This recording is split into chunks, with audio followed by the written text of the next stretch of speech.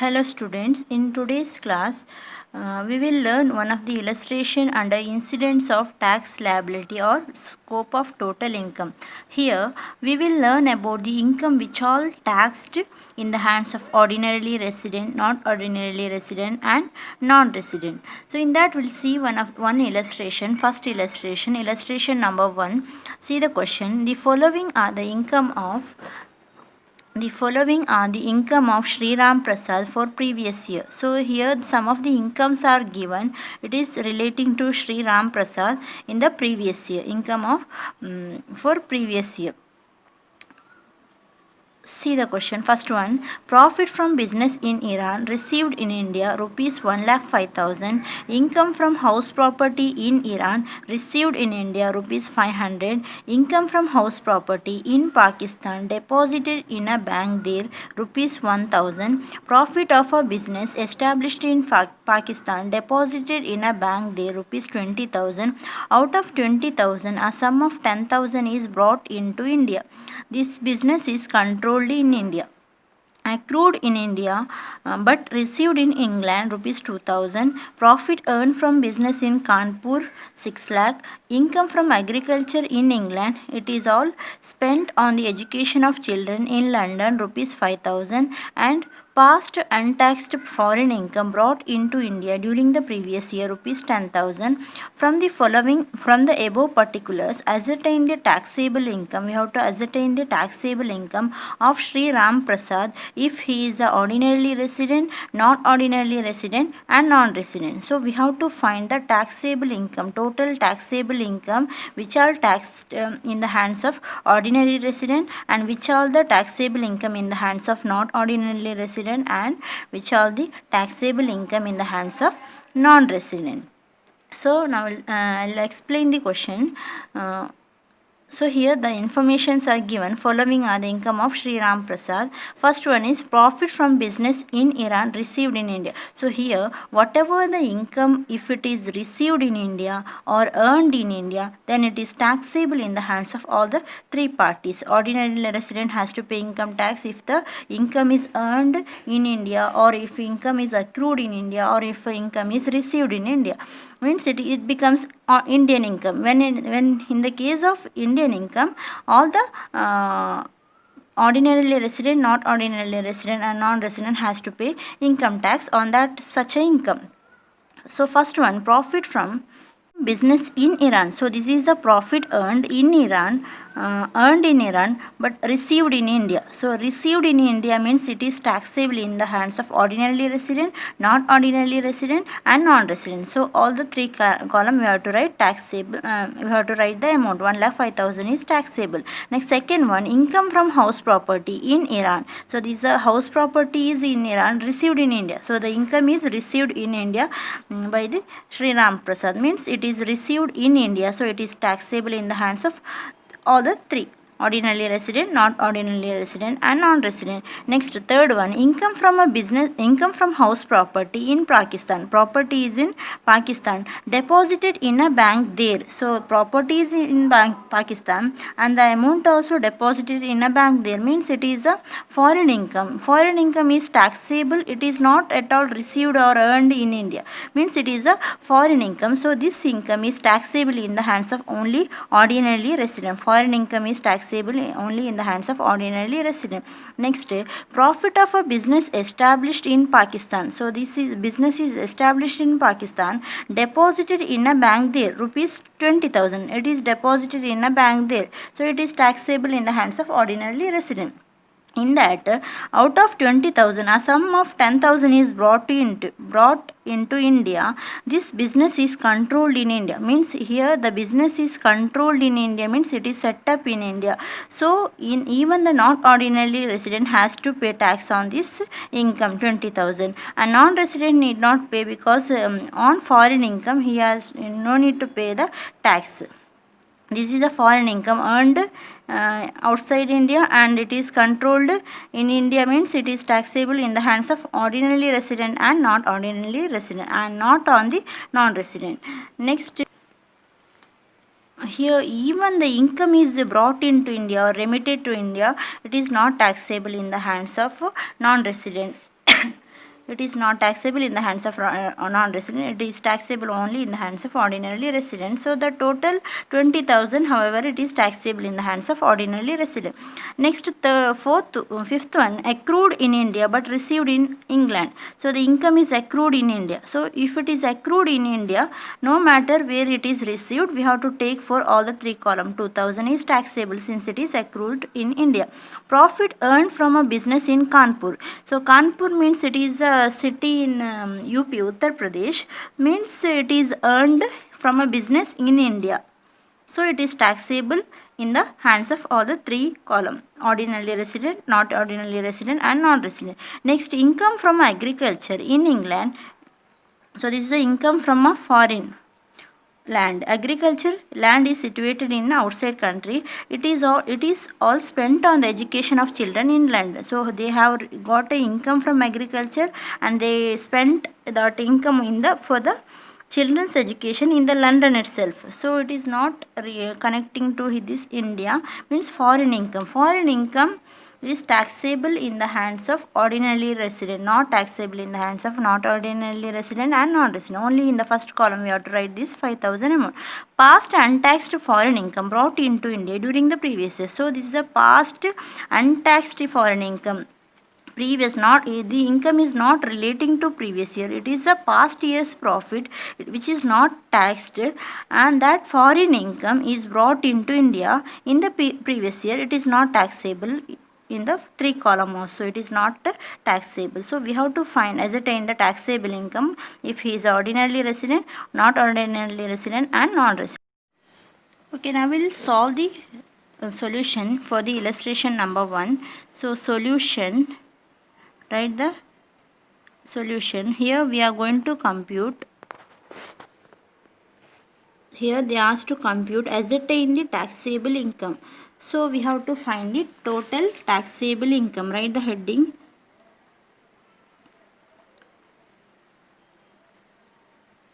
Computation of taxable income of Mr. Sri Ram Prasad for the assessment year 2020-21. So we need to draw three columns. For one is for ordinarily resident, not ordinarily resident, and non-resident, and one for particulars. So totally 4 columns. So particulars, first column is for the particulars. Second column ordinarily resident, not ordinarily resident, and non-resident. So what is the total taxable income? Here we have to compute what is the total taxable income in the hands of ordinarily resident, not ordinarily resident, and non-resident. So we will write one by one. First one, profit from business in Iran received in India. Write as it is. First one is profit from business. Yes, profit from a business which is earned in Iran but received in India. So it is, since it is received in India, so it is taxable in the hands of all the three. So how much? Rupees 1,05,000. Rupees 1,05,000 is taxable in the hands of ordinarily resident. Rupees 1,05,000 is taxable in the hands of not ordinarily resident, and it is taxable in the hands of non-resident as well. Why? Because it is received in India. It means Indian income. Second one is income from house property in Iran received in India. So the property is situated in Iran. Property is situated in Iran, received in India. So if it is received in India, means it is taxable in the hands of all the three. So income from house property in Iran. So the income is the house property is situated in Iran, but income is received in India, means it is taxable in the hands of all the three. Amount is 500. 500 rupees is taxable in the hands of ordinarily resident, not ordinarily resident, and non-resident. Next, third one is income from C, point C, income from house property in Pakistan. Property is situated in Pakistan and the income is deposited in a bank there. The income also not received here, it is deposited in Pakistan itself in the bank there, means it is a foreign income. It is taxable in the hands of only ordinarily resident.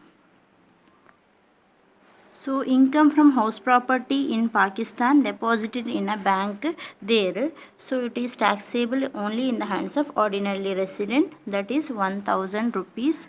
So it is a foreign income, so it is taxable on only in the hands of ordinarily resident. It is not taxable in the hands of not ordinarily resident. Here also it is not taxable. You can write NT or full non-taxable.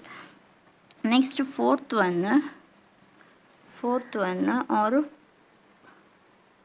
D. Profit from a business established in Pakistan. So this is a profit from a business established in Pakistan, deposited in a bank there 20,000, but the business is controlled in India. Business is controlled. Actually the profit of a business established in Pakistan means, and even though it is deposited in a bank there, means it is a foreign income. Since the business is controlled in India, it is taxable even in the hands of not ordinarily resident. Here out of 20,000 sum, 10,000 is brought into India. If any income, foreign income, if it is brought into India, then it is taxable only in the hands of ordinarily resident, not it is taxable in all the party. It is taxable only in the hands of ordinarily resident. So since here they have given business is controlled in India, so it is taxable even in the hands of not ordinarily resident. So right. So profit from business established in Pakistan, so it is a foreign income deposited in a bank there, foreign income, but business is controlled in India, so it is taxable even in the hands of not ordinarily resident. Since it is a foreign income taxable in the hands of ordinarily resident, since the business is controlled in India, it is taxable in the hands of not ordinarily resident, and it is not taxable in the hands of non-resident. Next fifth one, point number E, accrued in India but received in England. Accrued in India means it is taxable in the hands of all the three. Received wherever it may be received. If it is accrued here in India, then it is taxable. So fifth point is, so income accrued in India but received in England, how much amount is 2000. It is taxable in the hands of all the three because it is accrued in India, 2000 rupees. Next one is profit earned from a business in Kanpur. Kanpur is in India, city in UP, Uttar Pradesh. So it is income. Profit is earned in India, so it is taxable in the hands of all the three. Profit earned from a business in Kanpur. Sixth one. So this profit is earned from a business in Kanpur, means it is earned in India, so it is taxable in the hands of ordinarily resident since it is a Indian income, 6 lakh. Even it is taxable in the hands of not ordinarily resident and non-resident. Next, seventh one, income from agriculture in England. It is all spent on the education of children in London. So agricultural land is situated in England, means it is a foreign income. It is spent in the England itself, London, spent on the education of children in London, 5,000. Wherever agricultural income, if it is used for any purpose, it doesn't matter.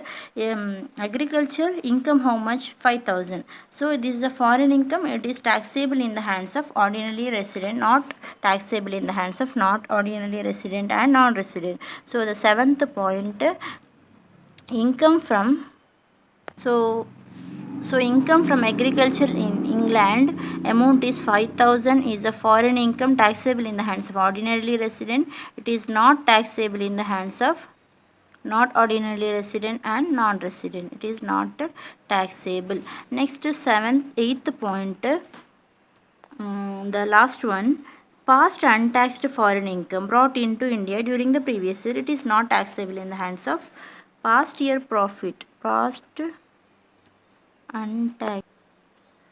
So the past untaxed profit, foreign income brought into India during previous year is not taxable. It is not taxable, means it is not related to this previous year.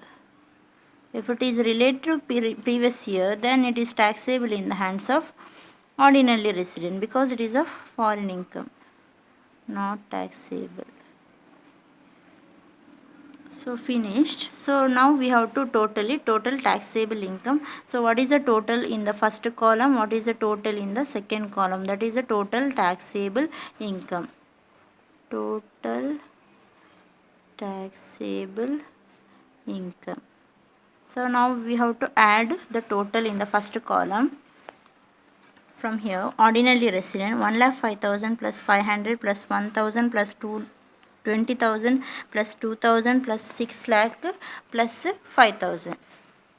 So the total arrived at 7,33,500.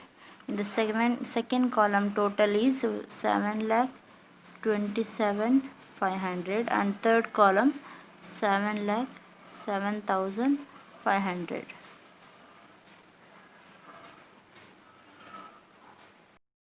So here, in case of ordinary resident, he has to pay income tax on the total 7,33,500 income, and in case of not ordinary resident, he has to pay income tax on the 7,27,500 income, and in case of non-resident, he has to pay the income tax on the total income, that is 7,07,500.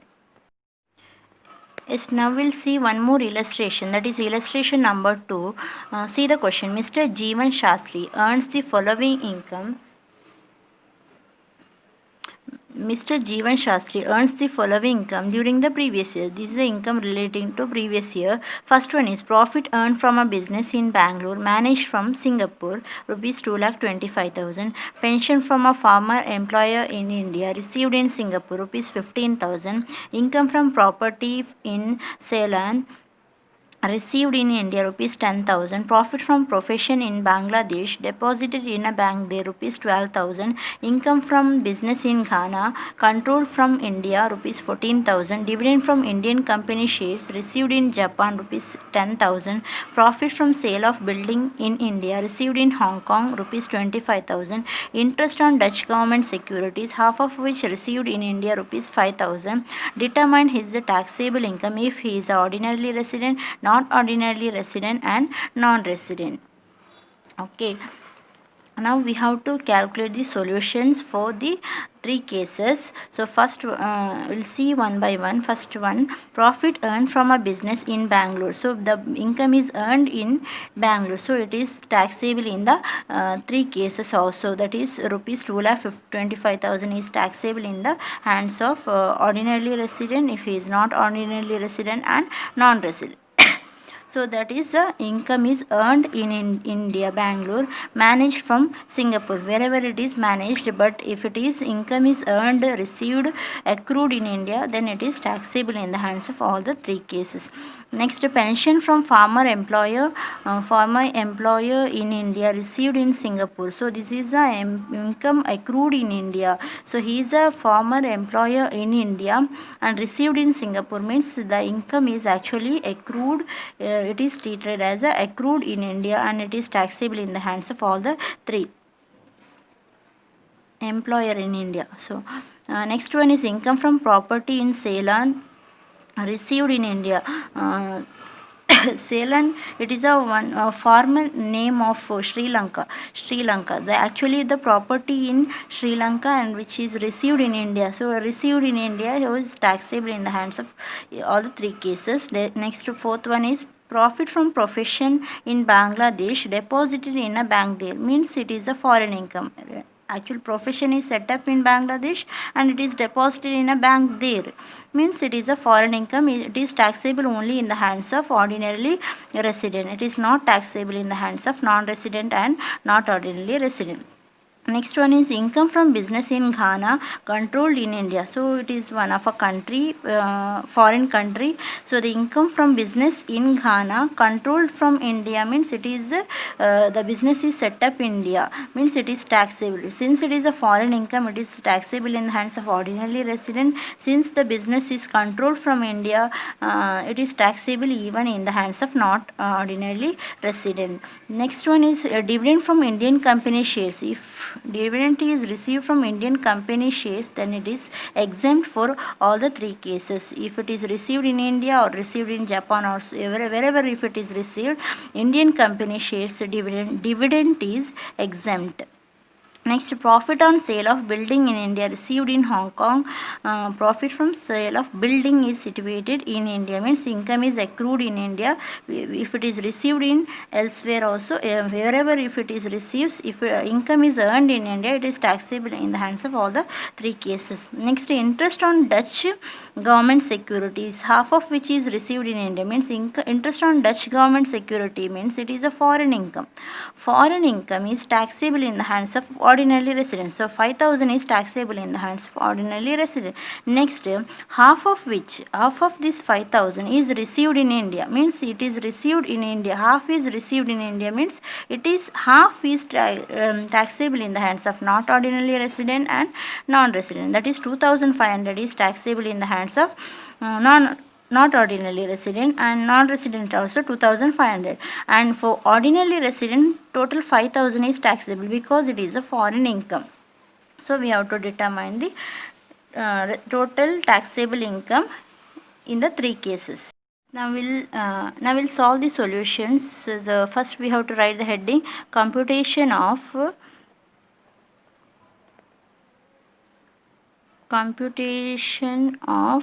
what? Total taxable income for assessment year 2020-21 of Mr. Jeevan Shastri. So draw 4 column, 3 amount column and 1 particular column. In that first column is particulars of income, particulars. Second one is ordinarily resident, not ordinarily resident and non-resident. So we'll write one by one. Yes, first one is profit earned from business in Bangalore managed from Singapore. So business is earned in India, so it is taxable for all the three. First one, profit. So profit earned from business in Bangalore managed from Singapore 2,25,000 is taxable in the hands of all the three, since the income is earned in Bangalore. Second one, pension from former employer in India received in Singapore. So former employer in India means income is earned in India, so it is taxable in the hands of all the three. Rupees pension from former employee in India received in Singapore, rupees 15,000. Since he is an employer in India, it is taxable in the hands of three cases. Next, third one is income from property in Ceylon received in India. So it is received in India, taxable in the hands of all the three cases. Income from property in Ceylon received in India. So since it is received in India, it is taxable in the hands of all the three. Amount how much? 10,000. Amount is 10,000. Since it is received in India, it is taxable in the hands of all the three received in India.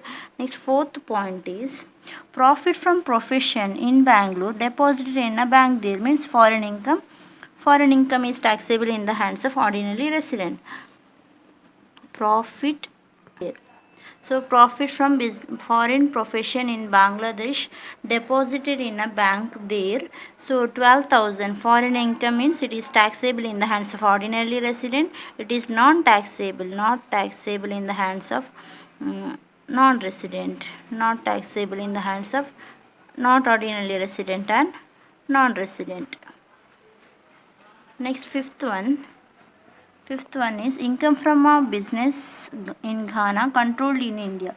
So since it is controlled in India, so we have to, it is taxable even in the hands of not ordinarily resident. Income from business in Ghana is a foreign income, so it is taxable in the hands of ordinarily resident. Since it is controlled from India, it is taxable in the hands of not ordinarily resident also. It is not taxable in the hands of non-resident. Income from business in Ghana. So income from business in Ghana controlled from India. So amount how much? Amount is 14,000. 14,000 taxable since it is a foreign income. Again 14,000 here taxable because it is controlled from India. Here it is not taxable since it is a foreign income, not taxable. Next, sixth one. Sixth one is dividend on Indian company shares received in Japan. Indian company shares. Dividend from Indian company. Dividend from Indian company shares. Exempt. Wherever it is received, it is exempt.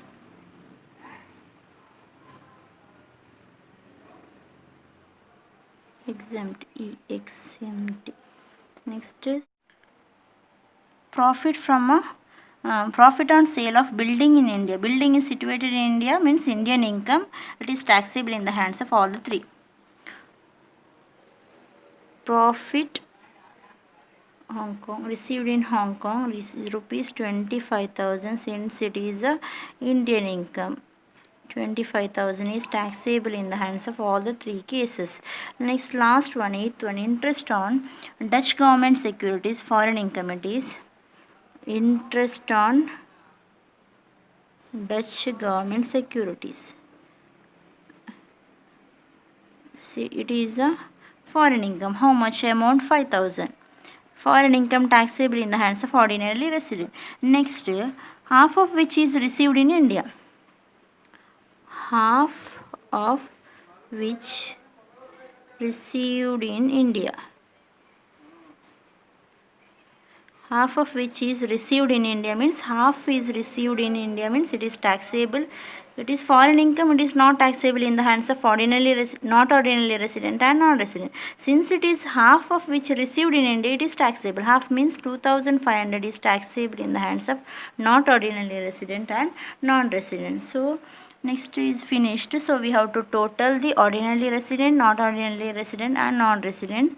So when you get total it, you will get rupees 3,06,000, 2,91,500 and 2,77,500. Total taxable income.